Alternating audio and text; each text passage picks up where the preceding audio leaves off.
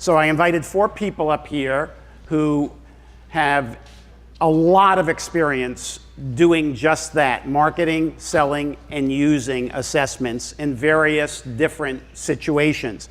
I'm going to ask each of them to briefly, 30 or so seconds, to say who they are and what they do. Okay? So let's start with Mark. Sure. Hi, my name is Mark Snow, and I work for a company called Human Resource Development Press, or HRD Press. Before I say anything else, though, let me just say, it's a little nerve-wracking being asked to talk about marketing and sales in a room where you have Tony Alessandra and Jim Cathcart and Patricia Fripp. So this is a little interesting to me as I look at the gurus and say, oh yeah, I'll tell you a little bit about sales. But we have about 200 or so assessment products, several of which we've partnered with Tony. And our primary audience for sales is Fortune 1000 companies, mostly Fortune 100, that have sophisticated training and development departments. So we do a fair amount of marketing and as much sales as we possibly can. So hopefully I'll have something of interest to say to you. And let me add, you are the Vice President of Marketing? I'm the Vice President of everything. The Vice President of everything, but, but mostly marketing. I'm Barb Keyes. I'm the managing partner of our company called Action Coach Tampa Bay. And we're new authors. It's a family business, even though it's a franchise. My husband is with me here forward, and my daughter also works with me. And we work with business owners, executives, and because of Tony's influence and the assessments he provides, I've kind of edged over to the career development side. Thanks, Barb. Hi, my name is Heather, and I'm a recovering attorney. And I have been practicing as an executive coach for about 10 years now. I was formerly with Action Coach. And I own a company called Evolve Global, along with my husband, Paul, who is at home with our foreign exchange student right now. He's playing host dad. And our primary clientele are probably mid-sized privately held. We tend to attract a lot of franchises that are multi-unit franchises that are national, and government and nonprofits most recently. I think that's. Hi, my name is John Boggs, here with my wife Susan, and I work with Assessments 24/7 as a client development partner. I also own a company called Insight Human Dynamics. I do sales training, CEO coaching, assessments. Had a Sandler training franchise for about 10 years. Past 5 years, I've done it on my own. And anyway, I have had a great time and really enjoyed the super speakers so far. Thank you. Thank you. All right, so let's start. I'm going to ask some questions. I'm going to open it up to you for Q&A and maybe even call on some of you to add to what they have said. You know, if you have something a little different, something that's worked for you, something that's not worked for you. So, John, I'm going to start with you. Okay. So let's start with over the years, but more specifically, recently, what is working for you in terms of marketing? Now marketing, let me just define why I said marketing and sales. To me, my definition, a former university marketing professor, is that marketing is sort of how you reach out. It's advertising, it's promotion, it's reaching large numbers of people, it's getting your message out to a whole bunch of people. Selling is much more focused, much more, let's say, one-on-one or one on just a few. Marketing creates interest, sales creates business. So that's sort of my differentiation between the two. Typically, marketing comes before sales. So what have you done, if anything, that has worked marketing-wise? Well, I'll say that as far as a digital presence, social media, things like that, my efforts as far as assessments have been more in my referral network. And I would say that marketing, sales, I would say that integrating the use of assessments into the corporate culture I consider marketing. So referral inside, I got into it through helping with recruiting, hiring salespeople, and years ago I said, well, why do we just use the assessments at hiring? Why don't we take this information and use it for personal coaching, have everybody take the assessments, teach people how to communicate better. So my marketing has been more inside the company, spreading mostly through referral, word of mouth. Well, that's, for many people, the best type of marketing. It's warm calling as opposed to cold calling. Agree. All right. With more on John, though, like John, because we've had these conversations. Sorry, I forgot we got a microphone. We've had conversations together about what you do, specifics that I ask, and you gave some great answers to me regarding how you even get your foot in the door with the assessments. Okay. Well, I'll answer that. I was trying to follow the rules for a change, and he asked about marketing. And my wife knows that I never follow the rules, so I'm doing my best up here. But so, Brandon, I think getting inside, certainly I think that the questions, the sales questions to someone that you don't know and is not using your assessments, things, you know, it's what are you doing now that's working? What are the problems that you're having? We hire people and they don't work out. Those problems are universal. There's no company that we could walk out the door and all go into the same place and we go, okay, you go ask the questions. They'd all have the same problems. They're universal. And I do think that where my success has come in the past couple of years is not through what I've done externally, it's what I've done internally. And mostly it's increasing my belief level. And I think that, is Jim Catherine in here? Jim talked, I saw a video years ago and he talked about if you wanted to be good at public speaking. And he said, go out and speak. And I would say if you want to get good at assessments, go out and do a ton of them. And you know what? Making money from them doesn't really matter. What's an assessment cost average? Disc? Doesn't matter. We Doesn't can't talk matter. about it. I'm saying. It's Well, insignificant. legally, we can't talk about it. Okay. It's insignificant.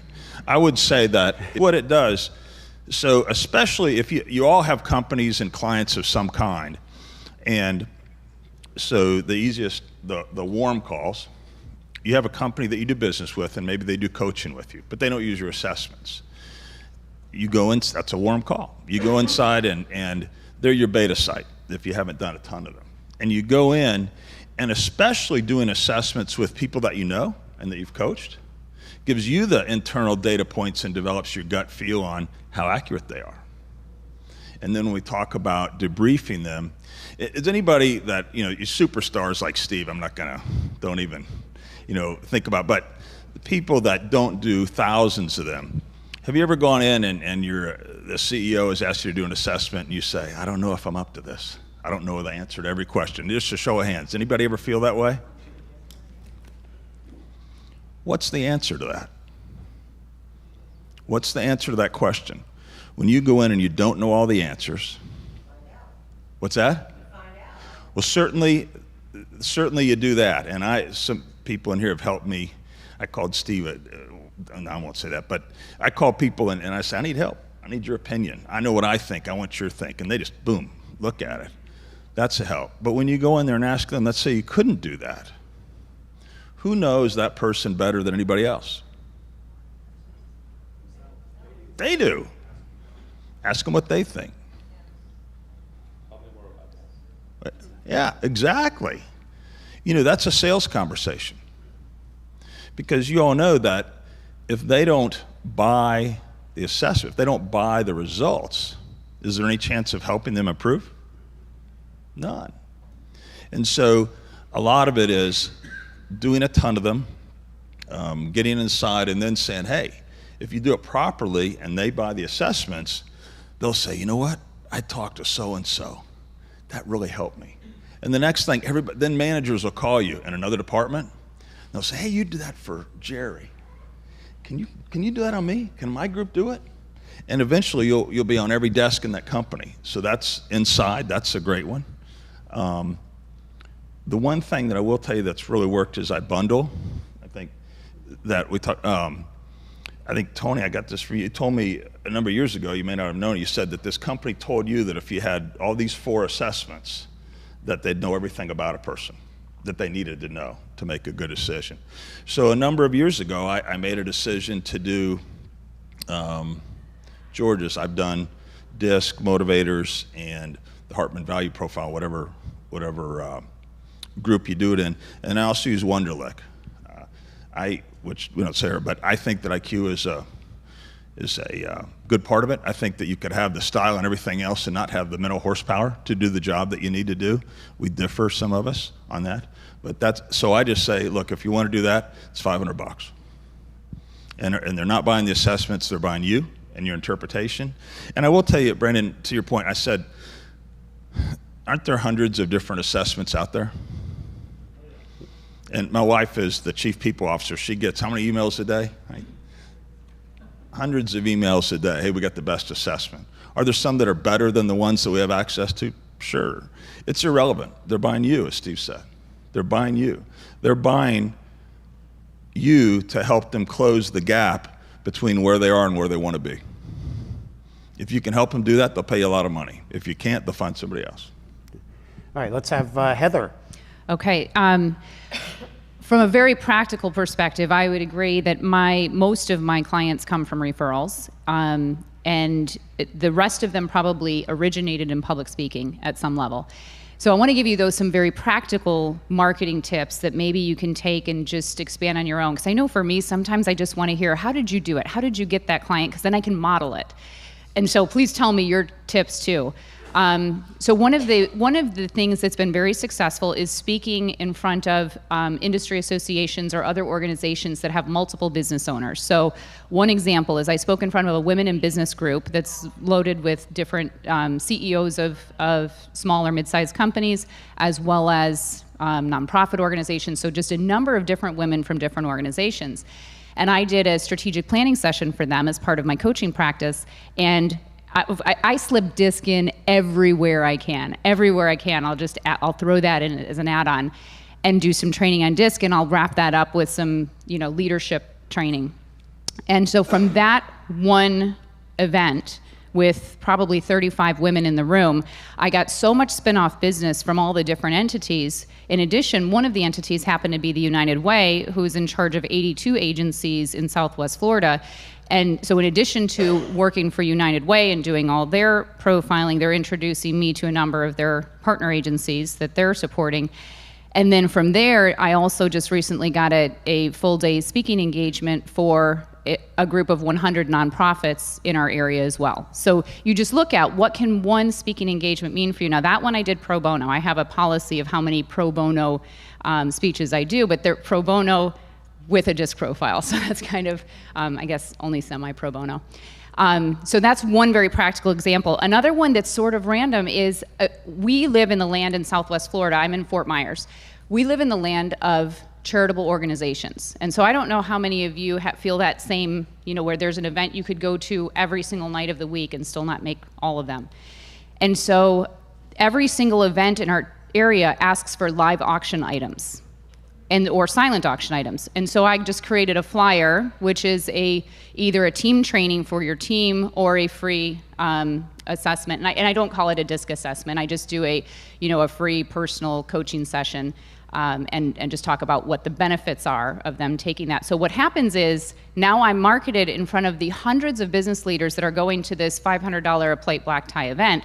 So they now know who I am and what I provide for them. And then somebody will be bidding on it, and I'll pay attention to not only who's won it, but who's bidding and who's interested. So that's another really easy way, and they love getting those auction items donated because you're raising money for their charity. And then the one more I was going to mention, no, I'll save that one for sales. Okay, you keep that. Oh, sorry. Barb, let me just say something that as a professional speaker, one of the things we learned early on is the difference between speaking to a corporate client versus an association. A corporate client, it was a single client. You may or may not get another engagement. Whereas speaking to an association, which may have dozens or hundreds or sometimes even thousands of individual businesses, we'd almost want to do it for free. It was marketing. Whenever we got paid to do it, it was a paid marketing event. So I highly support and recommend, if you can speak to an association that has business owners coming to that association, consider doing it for low fee, even no fee. But if you do no fee, there's got to be some hook, something else you get. Whether it is they give you a letter that you can send out to all their sister organizations, or they'll get an assessment for everybody in the audience, or give a flyer to everybody.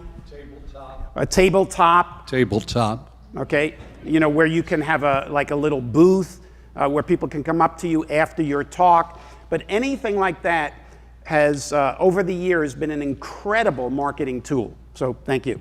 Barb. I would say for us too, we're a referral-based company, but we get the majority of our leads also from speaking. Isn't that interesting?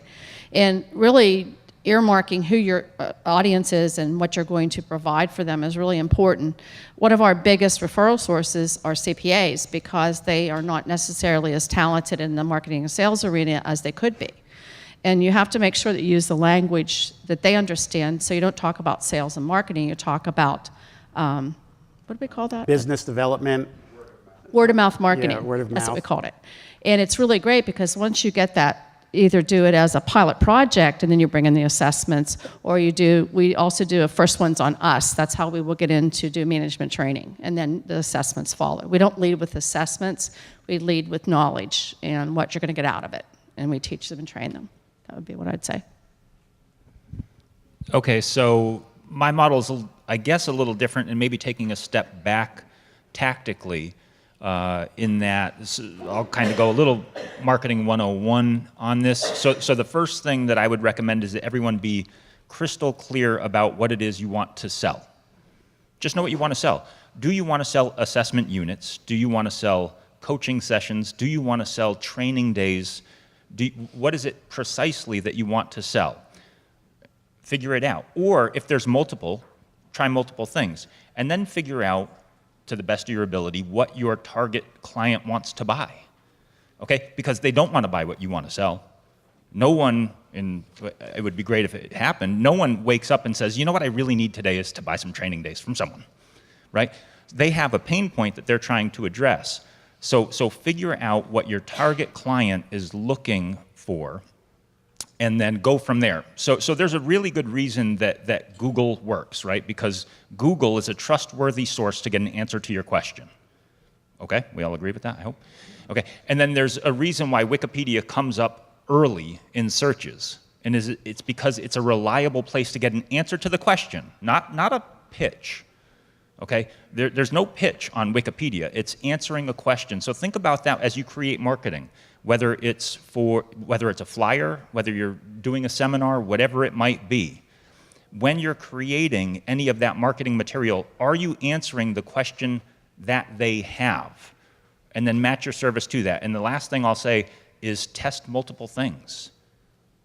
If what you're trying to do is get coaching sessions, try it from a couple of different angles. Answer a couple of different questions, and you'll probably be surprised as to which ones are returning you business and then referrals and whatnot from there.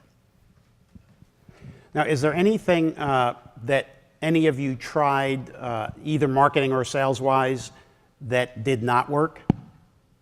Did not work? I have them all the time.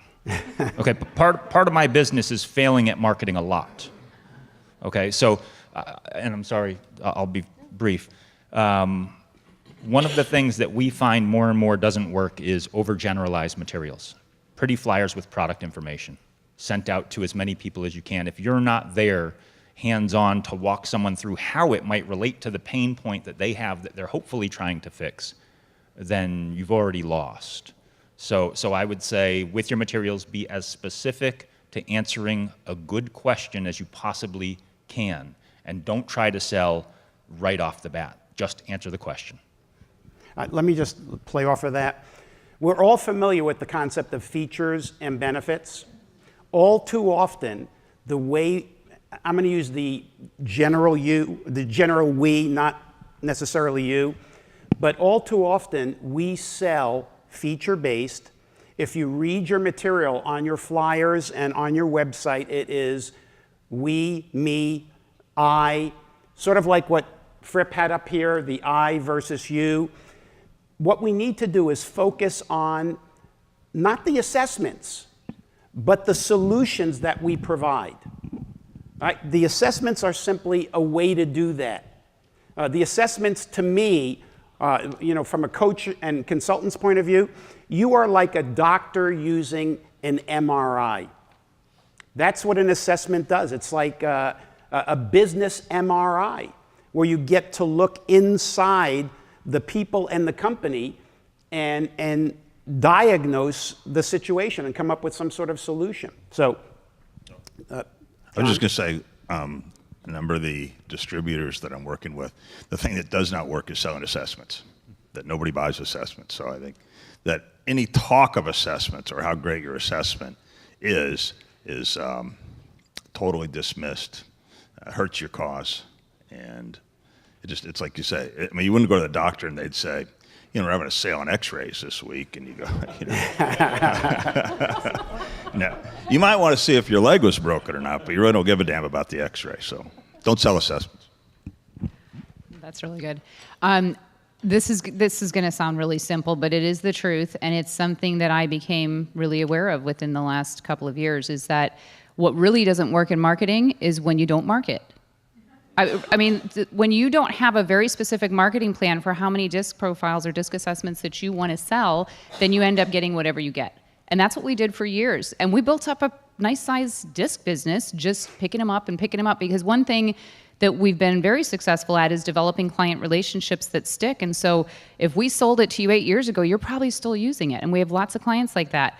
But I didn't have a very specific marketing plan that was focused on how many disc assessments I was selling and what are the number of strategies that I'm using to sell those disc assessments. And I agree with you. I don't lead with the disc. It's always been an add-on to a training, a coaching, a diagnostic. So I think let me give you a very specific example of this too. I had a client that had 8 locations around the country and a ton of turnover, especially on their sales team. And they had 5 different departments in a big retail store that they were turning over consistently. And it took until this past year for me to get really clear on the fact that, even though I've trained them on disc and a couple of times, clearly this executive team is not getting it at the level that they need to. So I went on a mission over this last year, and I really infiltrated their executive team, the CEO and his specific executive team, and I did leadership trainings on disc every session we had. And guess what? I got disc assessments in all of his locations. So it was just, I didn't have a plan for it, and therefore it didn't happen until I made a plan for it. all right, so let's sort of play off of this and see what kinds of needs, what kinds of pain points, what kind of opportunities are out there, other than using the word assessments, that we can capitalize on or uncover where assessments may in fact be part of the solution. Employee turnover. Now, I have to tell you, I'm going to repeat their answers. Employee turnover is one of the most significant issues in business today. Islands may be one of the only corporate businesses in here, but what's your issue with turnover?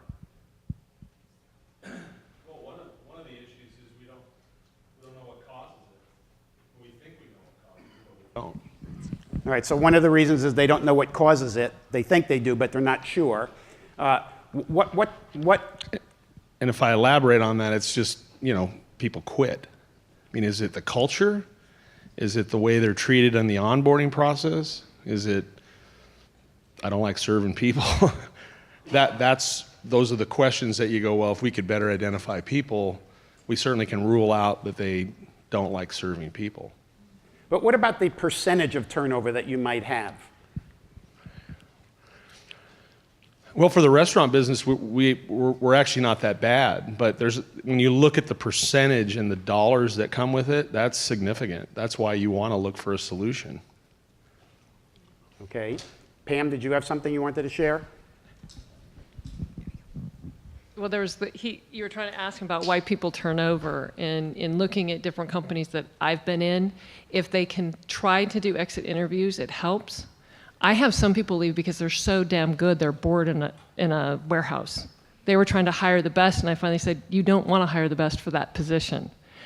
People leave because they don't like people. People leave for other reasons that you have no control over, and there's that percentage you can't do anything about. The move, the spouse move, the health issue, whatever. One that is not addressed, and I think a couple of us in different conversation had, is that 30% of the population has a mental illness. And you can't do anything about that, you can't ask about it, and you can't assess for it. So it's something to just be aware of. Okay. She shouldn't talk about it. I think, the two sides of the coin is turnover, obviously employee turnover, retention, engagement, employee engagement, making sure you're hiring not just the right people, but the right people to put in the right jobs. That's absolutely crucial. When a lot of people talk about, you do a lot of work, John, in terms of employee selection and possibly using assessments for employee selection so that we can hire the right people. I think a lot of us tell our prospects or customers that we focus on the cost of turnover.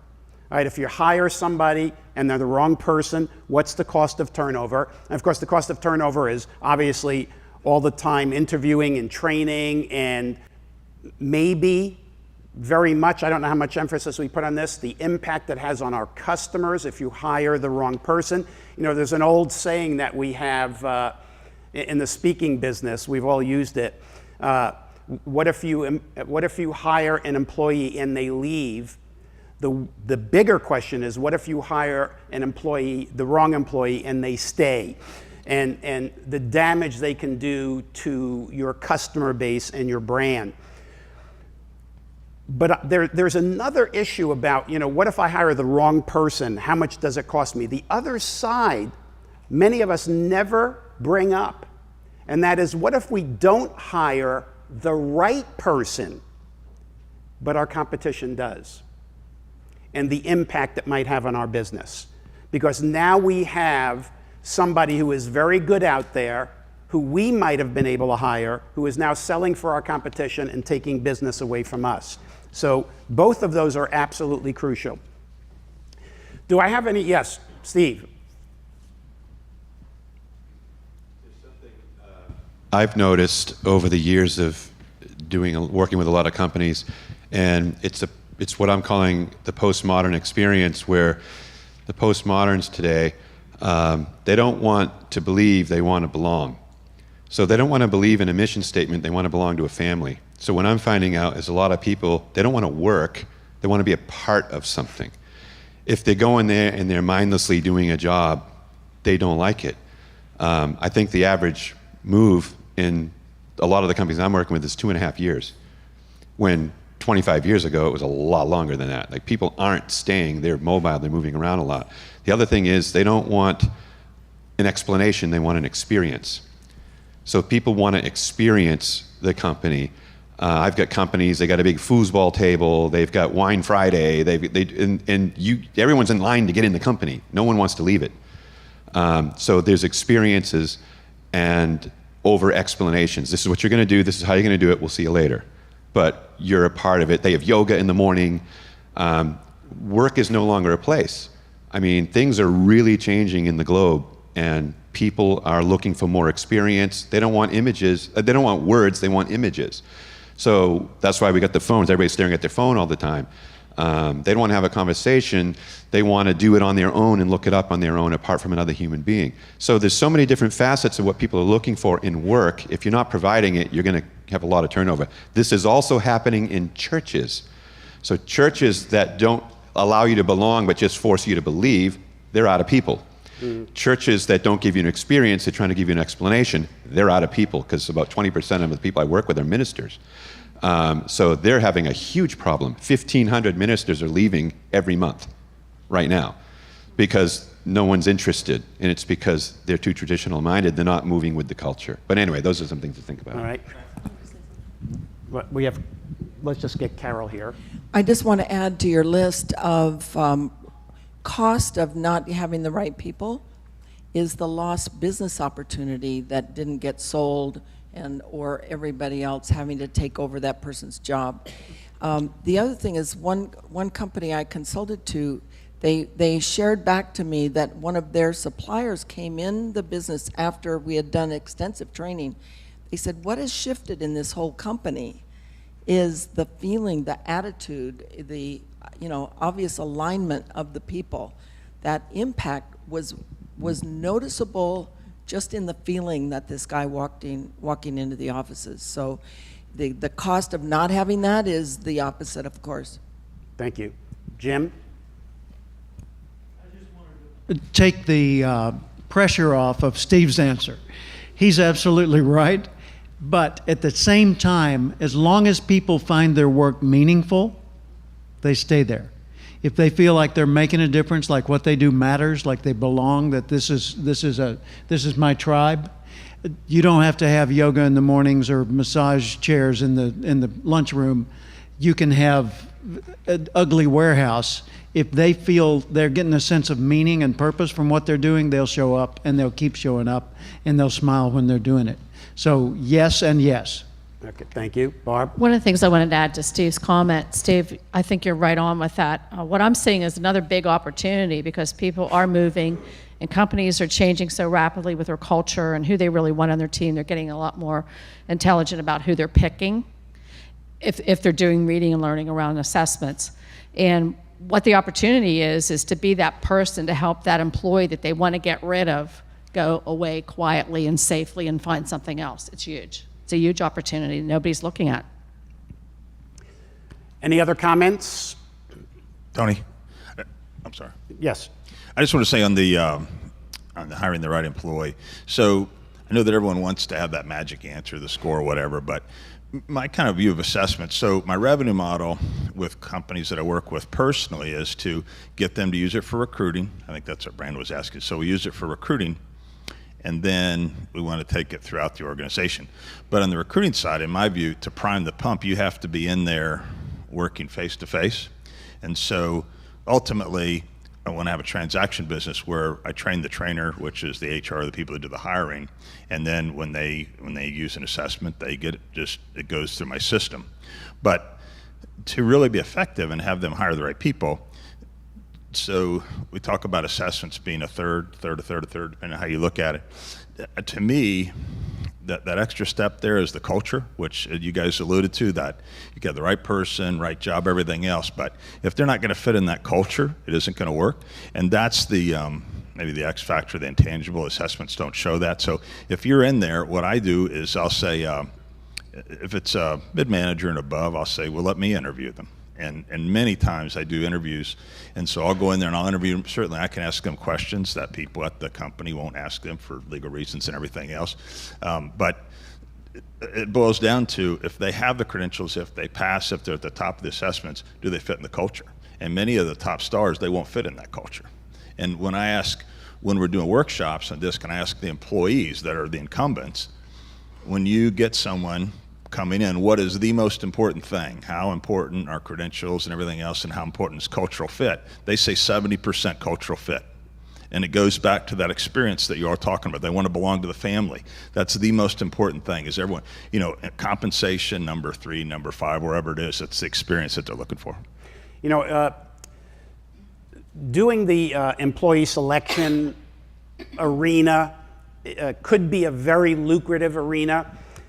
From a marketing point of view, where you're actually saying, okay, I want to target some markets. What would be some interesting markets to target if you were focusing on assessments for selection?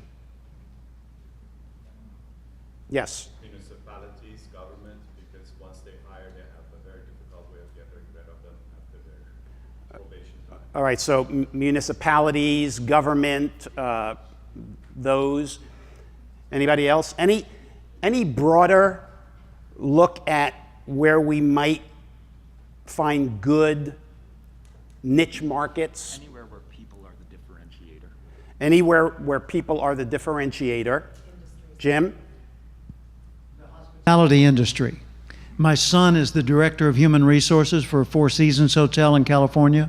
He has 600 employees, and that's just one hotel out of a whole worldwide network in one company. And you know, multiply that times Marriott, Hilton, Sheraton, you know, name your brand, and then get outside the hotel business and go to the rest of the hospitality industry. It's a multi-billion-dollar industry with, and the people factors, like, I don't know, it's huge. You know, I was going to say 90%, but location is way heavier than that in some cases. But that's a big one. Yeah, so I was thinking of things like that. You look at broad areas, you know, where are businesses that have a lot of employees? But from my perspective, one of the things I like to look for is companies or industries that have a lot of, what's the word? Turnover. Auto dealerships, insurance companies. Think about those niche markets that are big and have a lot of turnover. Zeke, I think, was first. Let's get Zeke the microphone. Then we'll come to you, Ford. Is there an ongoing employee? Yeah, the owner of the dealership is the ongoing employee. But I will tell you, the last I heard was that the annual turnover at auto dealerships, now this is in general, some do a lot better than others, the average, 300%. 300%. Because they hire people, they last 3 months, 6 months, done. Hire another person. And mostly sales. That was you. You were at the... 1972. Yeah, but you got fired for... You got fired because I was last in sales that month. Yeah. Zeke. A niche market that's really underserved and not well known is the unconventional market. So I serve a lot of IT companies where the average payroll is about 150,000 or higher. And many of these people are unconventional and really misunderstood. And most assessments don't measure that at all. And they just don't have the ability to identify them in a granular way. So once you can do that, the whole creative market from engineering, design, IT, where people are definitely unique out-of-the-box thinkers, needs support because management systems are designed for conventional people, not unconventional people. Yeah, and I think you bring up a good point, and that is industries where the average payroll is a lot, where turnover is a significant issue. For instance, I was talking to a doctor from Kaiser, and his job was training new doctors who were coming in from internships. And he said their cost of turnover, if they lose one of those doctors, it costs them $500,000. So, you know, what would they spend to lower that turnover? You know, it's all, you know, value. Ford. Tony, I was going to mention healthcare as well. And I know you know, but I was the CEO or executive vice president of a $3 billion healthcare company. We had 50,000 employees. And I just remember pounding my hand on the table and saying, our first year turnover is 30%. We've got to get better at interviewing. And we had no assessments. I knew nothing about assessments. And in retrospect, I think it would have made a huge difference if we had done some basic assessments to see about good fit. Now, after the first year, our turnover rate dropped across the board to about 22%, which was the industry average. And even that is not great because best practice is about 12. So, you know, if you could get to best practice, that's a huge impact in a sector of the industry which is growing and has real needs in terms of keeping specialty people. You mentioned physicians, but you know, registered nurses often, physical therapists, occupational therapists, pharmacists, they're extremely hard and competitive to get.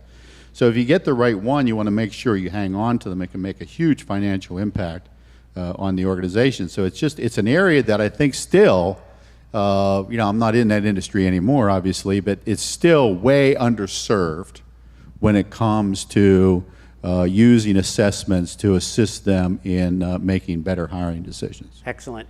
So we're talking about marketing and niche markets and industries to focus on, what would be good, what would not be as good. We're talking about doing seminars to trade associations. And by the way, if you identify some niche markets, one of the easiest ways to get into a niche market is by speaking at one of their association meetings. And what's one of the best ways to do it? Get a local chapter. And if you do well at a local chapter, you might get bumped up to a regional conference. And if you do well at the regional, you might get to the national conference. But when we were first starting out in the speaking business, Jim and I were actual business partners. We owned the company together. We would have a, excuse me? What was it called? I lost the flip. It was Cathcart Alessandra. I wanted alphabetical.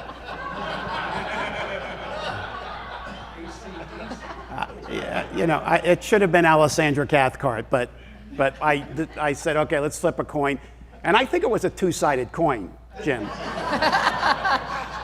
It was his coin and he flipped it. But anyway, what we used to do was a multi-pronged attack from a marketing perspective. We actually had this, like almost like a dartboard.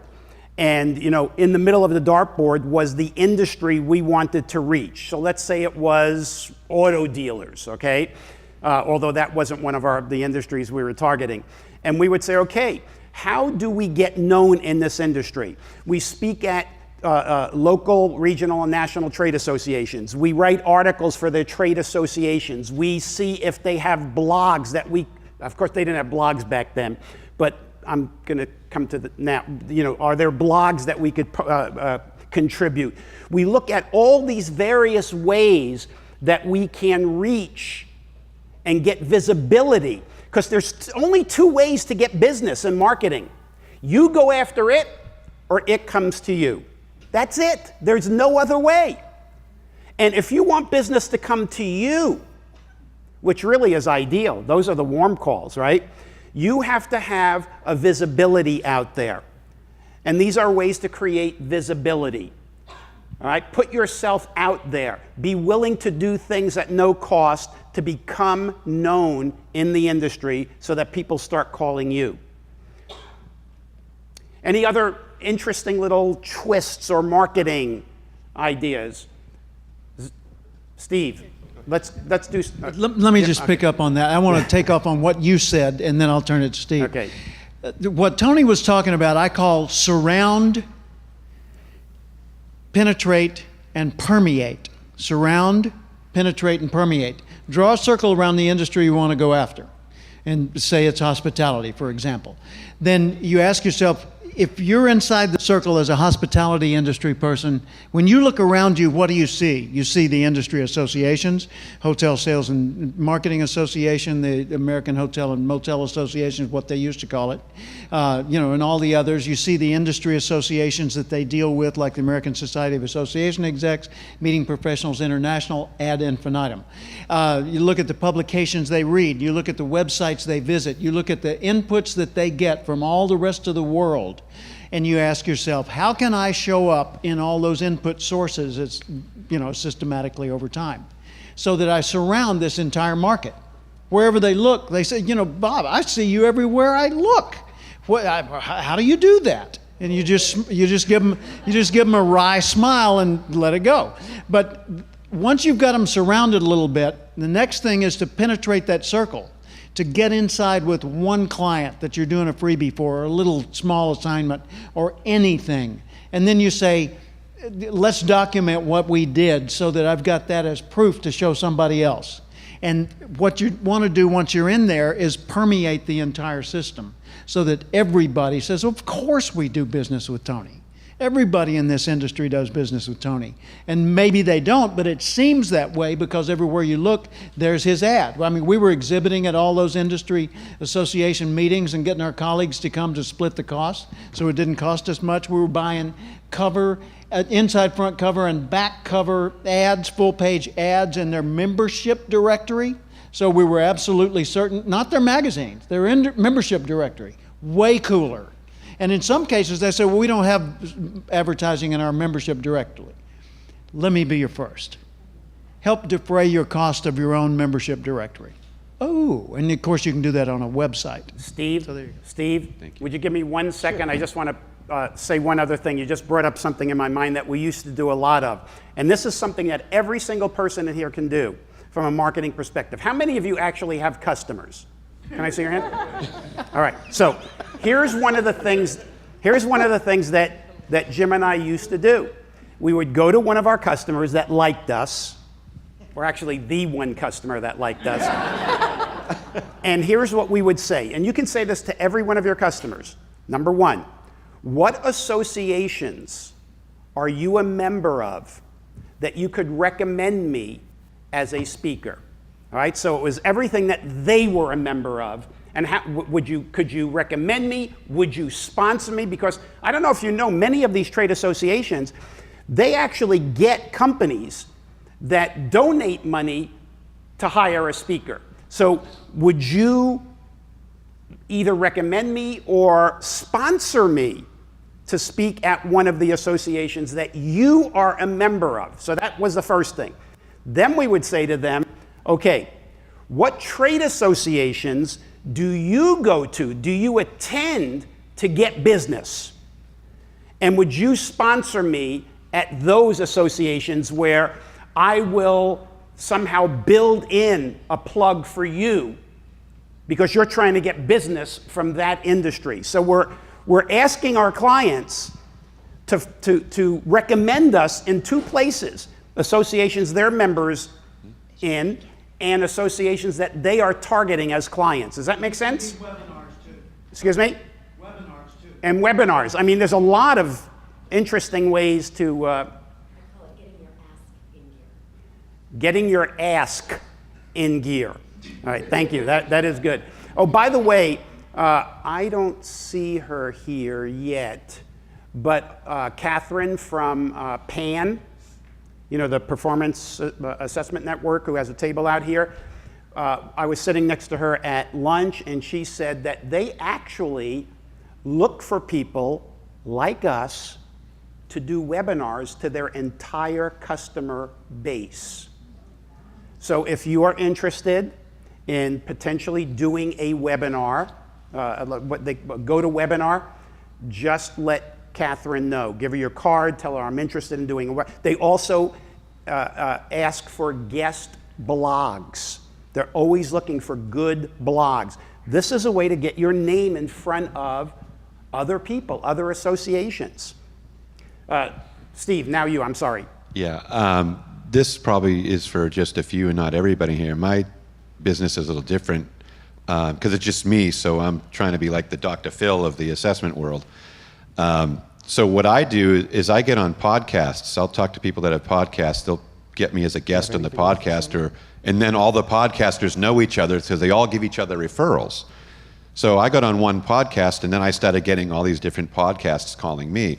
I got on one podcast, did a 1 hour, I just debriefed the podcast, the guy who ran it, live, and I made $80,000 in work within 3 months, just from the podcast.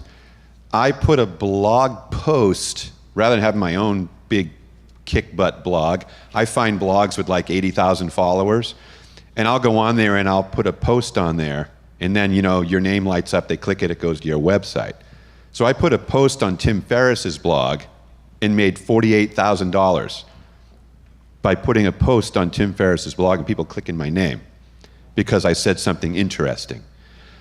So that's what I do. And I spoke all over the world last year, New Zealand, Australia, Canada, Greece, just because of getting my name out there with specific groups of entrepreneurs and things like that. I do want to mention, I was about 2 months ago at a mastermind meeting of other speakers, and the one big thing that they were talking about was the power of podcasts. And whether it's webinars or podcasts or blogs, do some searching online. Search online for who does podcasts. See if their market that they reach is a market that you want to reach, and offer your services to be interviewed, to do a podcast. These are all ways to create visibility. Visibility is crucial. especially if it's in the markets that you want to reach. John.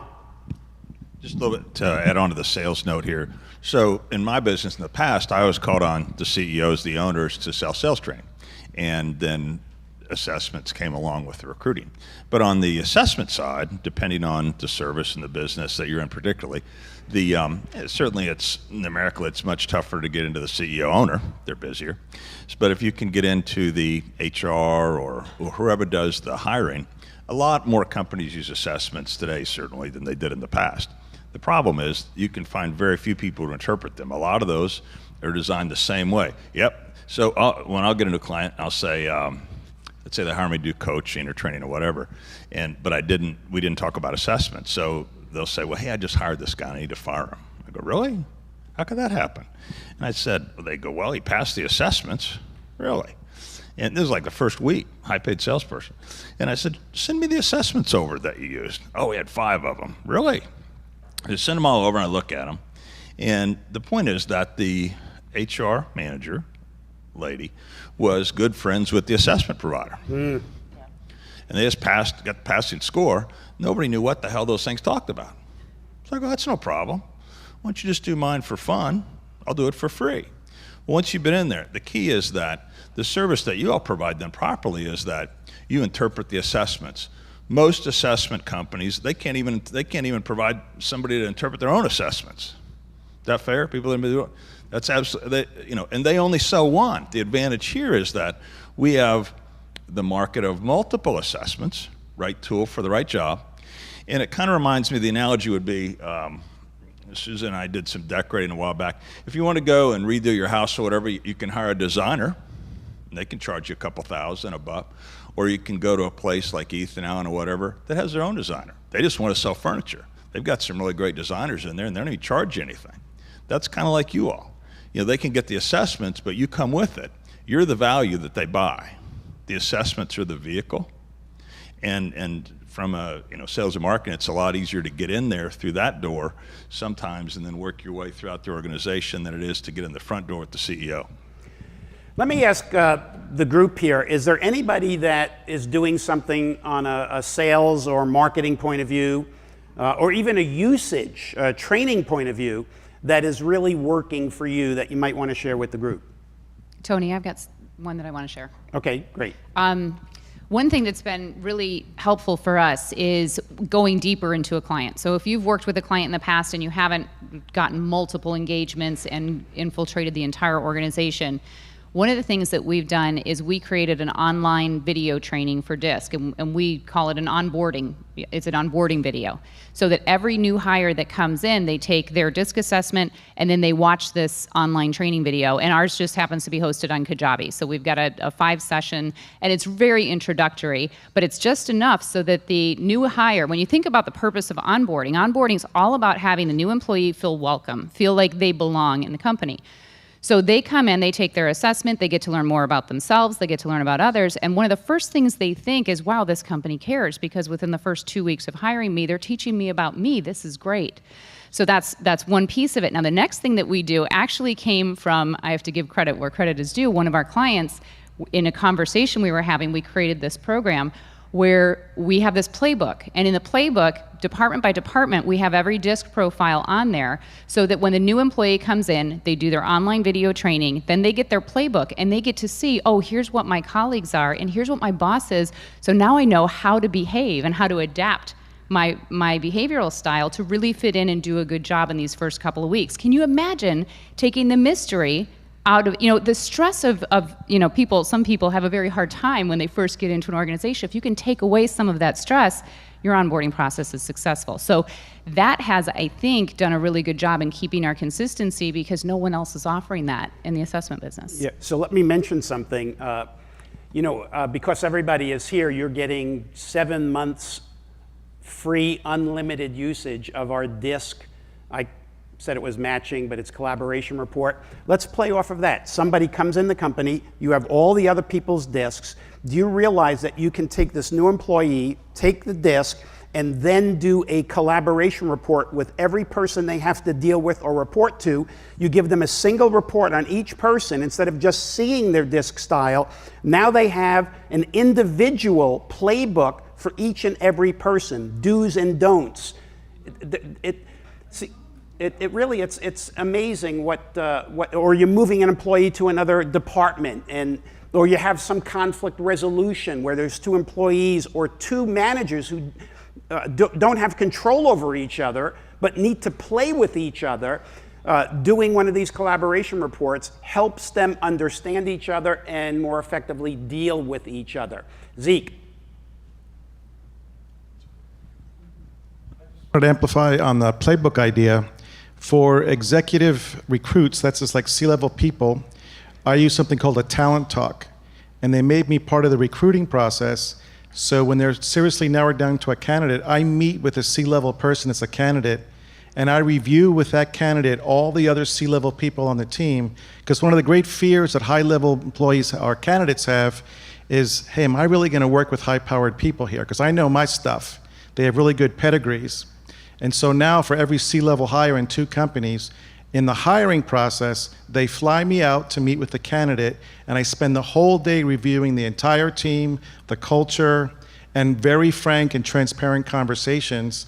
And each time when people come on board, they say the one thing that made the difference, they've never experienced that before. And their greatest fear was not really knowing what the rest of the executive team would play fair with them. So that just eliminated that. And when you're hiring someone with $250 or above in salary, those people really are very savvy and very skilled, so it's not really a talent issue. Most likely it's going to be a fit issue. So I think your playbook idea is just right on point. Wait. We have one up here first. Steve. Question on your collaboration. I have division managers that have already run this. Can I use the existing data to? Oh yeah, that the key is to use the existing data that you have, the DISC reports. You can, it's a process. I'll show you how it works, because that's been asked of me. And now that we have just a little bit extra time, I'm going to show you what this does. It really is pretty phenomenal. Did we have? Just an idea for marketing for those C-level people. You can look in your local newspaper, and everybody that is hired into a big position gets an article usually. You know, I mean, it would be very easy to start to market in any city, just using the newspaper. Pam? Yeah, one thing that has really, I want to say, propelled me in the past couple years, I started out kind of working, if you will, with a headhunter, gained his respect, and they go, we want you to do assessments on the individuals. And as I'm in there, I'm going, you know, you guarantee your work. I can't just do the person and tell you if they can do the job. I need to do the entire executive team. I want to know how they match on multiple levels. And like Zeke said, I have went beyond that to the next step now of they literally help, they want me to come in and do the onboarding. So I not only debrief and say, here's the candidates, here's what you're going to see, here's the strengths, here's their limits. I now meet with each of the candidates and I go, here's how you're matching up against these people, because we want to have a fit. We don't want you to go in and sell yourself. We want you to have a realistic idea of what you're getting into and go, do I want this job, as much as they're looking at the individual going, do we want them? And so it breaks down all the show that comes on about, oh, I really want this position, I really want to get in there, and they have a very realistic expectation, they have real connection, and then because I have done that, I am now in with that entire executive team. They tell 2 friends, and I just got a phone call to come in to do another group because they had such a profound, wow, this was awesome. And even though I'm doing it through the headhunting group, I get in there, and now they go, oh my gosh, you've done this for me before, Pam. Can you do this with XXXX? And now you're working through that system. And if you can capture them on top, you can capture the company. If you try to work your way in a lower level, it's harder to get that connection. Great. All right, so what I'd like to do is see if we have any, we don't have to, any closing comments or remarks. Mark, do you have one? Yeah, and this is great, and I'm getting a lot out of this, a lot of very good strategic thoughts. I just want to leave you with one more super duper tactical, down to the actual sales conversations that you're having. And one of the things that I would ask all of you to do is use the tools, right? So if someone is reacting to our marketing, so in my instance, let's say they reacted to a piece about sales training, I will then send them DISC and values and say, as part of our conversation as we move forward, I just want you to take these two so we have a frame. And what has that now given me? Exactly what I need to have a sales conversation with them. I will know exactly how this is going to be positioned in a way that they value whatever it is that again, this could be anything, whatever it is that they reacted to. I will now know which tack to take from a values perspective and also from a DISC perspective. Which way am I supposed to go? So use the tools to your advantage. I think for me, it would be always remember to listen, because they'll tell you exactly what they need. And if you don't really listen, you'll never hear it. I'm thinking especially of a client that it was clear to me very early on in the conversation, the first interaction, even though it was referral, that they had a huge communication issue in their company. And there were 2 employees that were relatives of the owner. So not having the tools that Tony now has developed, I did a manual analysis of the 5 members, and what I did was I did a DISC, a motivators, a VAC, and a learning style. And what I discovered when I put it up on the chalkboard, which I also had someone else from the team do, that they didn't communicate on any level, any way, in any of the categories. And yes, they did have a communication problem. So the thing that I was able to do from a coaching perspective was get them to do a commitment of agreement that they would work with me for 6 months and work on these items together, and I made them sign it. That was the best I could do. I just want to clarify, she mentioned the term VAC. Some of you may not know what that is. So VAC is values, visual, auditory, kinesthetic, which is learning styles. So just so that you know that terminology. When I was practicing law, I was a lobbyist, and I used to fly all over the world, and I was so fortunate to work with some of the most influential people, arguably, in this world today. And I was taught DISC about 4 years into my lobbying career, and it was literally like the light bulb went off for me. And what I had been doing as a lobbyist all those years, figuring out, did I have to be really fast, or did I have to be friendly, or did I have to talk slower? All of those things that I'd been doing, I now had this framework and this context. It was what the most influential used to become as influential as they were. They knew how to connect. And so what I've taken from that has everything to do with my positioning. And this is, again, a way that I go deeper within companies. I think positioning is everything. And so in my positioning, one of the things I do in any live training is I will ask the audience, I'll say, how many of you, and let's just play the game real fast, how many of you are fluent in a foreign language? Raise your hands up high, please. Okay, so we have fluent, no, in a language, a foreign language, one other than your natural language. So we have about 4 or 5 people in here. Now, please raise your hand if you've ever taken a foreign language. Okay, and that's almost everyone. Raise your hand again if you've taken at least 1 year of that foreign language. So why do we only have a few people in here who are fluent in that language? Because it takes repetition, it takes practice, it's consistent, and if you don't use it, you lose it. Well, the same is true with DISC, and I call DISC the language of influence. And when I get my clients to understand the impact of what would it be like if your supervisors and your managers and your directors could have a higher level of influence, what would be the impact in this business? And you get them really thinking about what's in it for them, and once they've really thought about that, then you can sell them on the fact that we need to do this every month. So I've sold webinars, 1-hour webinar every month for your entire sales team, as an example. So just be thinking about, it's not about a one and done at all. With a lot of my clients, I'm doing this monthly and really working it into their culture. Let me just say one thing.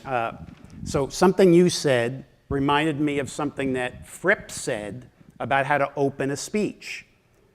So I'm thinking, wouldn't it be interesting if you're talking to a group and you use what you just did? How many of you are actually fluent in a language? You're literally coming on stage, you're not saying anything else other than this.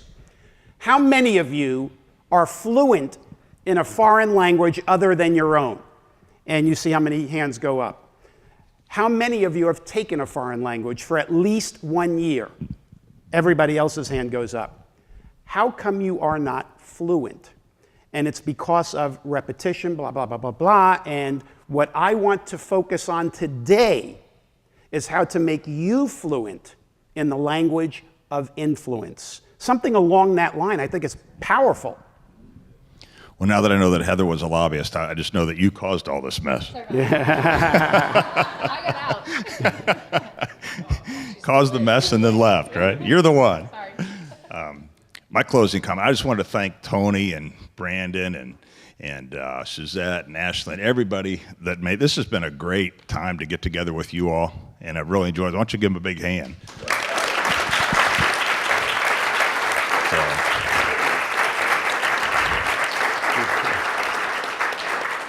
Tony, with your friends, where would we get this quality of speaker and all this knowledge in a couple of days? Just our little group. What you got to do is promise them that you'll speak for them for free. I just want your frequent flyer miles. That's all I'm interested in. Thank you. All right, ladies and gentlemen, what we're going to do is thank our panel here, and then I'm just going to pull the what is it called again, Jim? A lectern? Yeah, not a podium. This is the podium. That's the lectern. I'm going to pull the lectern onto the podium, and then I want to show you the DISC collaboration report, okay? Just to show you what it is you have at your fingertips. It will be fascinating. So, ladies and gentlemen, thank you so much. Very good, very good. Can we get these off? Could you help me get these off? Thank you.